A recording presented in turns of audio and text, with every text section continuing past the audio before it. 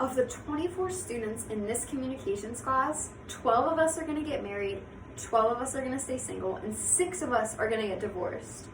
Of course, 24 is a relatively small sample size, and the numbers may not be 100% accurate to this particular class, but according to statistics, this is what is predicted to happen. 48.5% of Americans over the age of 18 are married, and 50% of those who are married will get a divorce.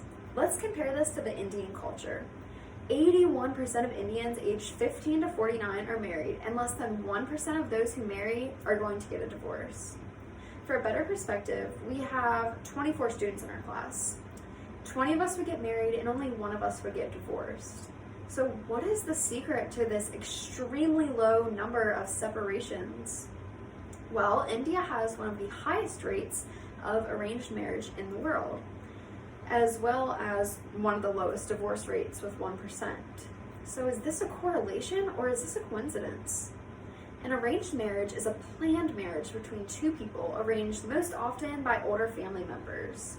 Not wanting to disappoint their families or lose sight of their cultural backgrounds, 90% of Indian marriages are arranged. There are many, many factors taken into consideration when choosing a spouse. This includes their family's wealth, age, social status, education, religion, and the list honestly goes on. Sometimes the bride and groom's families have total control of who they are going to marry. In cases like this, the couple often meets at the altar or only a few minutes before the wedding. Other times, the individual helps the family select their spouse, or the family may introduce them to someone they think they would be compatible with. The process of a typical arranged marriage starts out with older family members like parents, grandparents, aunts, and uncles searching for a prospective spouse through their social circles, their community, advertisements, and some even hire a matchmaker. Next, the family has this big meeting to discuss a potential mate.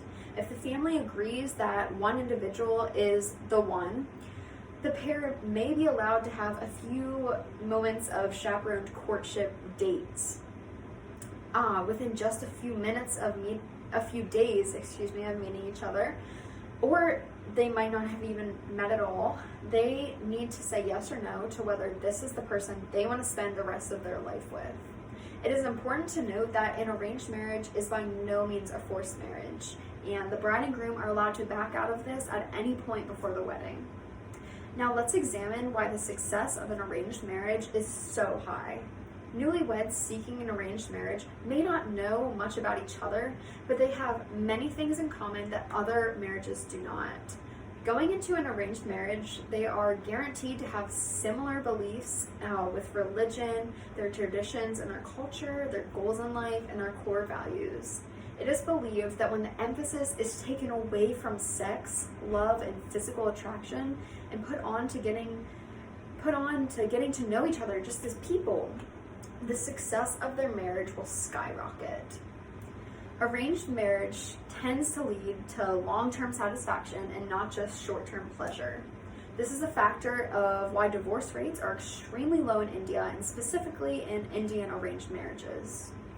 On the contrary, modern countries view arranged marriages as keeping young people tied to old traditions, robbing them of their dating experience, and preventing them from finding deal breakers they may come across in a marriage or a relationship. Huda Al-Murshi has a great story on this. She's an immigrant from India, and she grew up in California watching romantic movies on TV and aspired to have a fairy tale love story. She was the only Muslim girl in school and felt very lonely. Despite wanting all the stolen kisses and romantic dates she saw on TV and she saw her friends have, her conservative Muslim family forbid her from going out alone with boys. She was very against the idea of an arranged marriage. However, on the day of her high school graduation, she was engaged.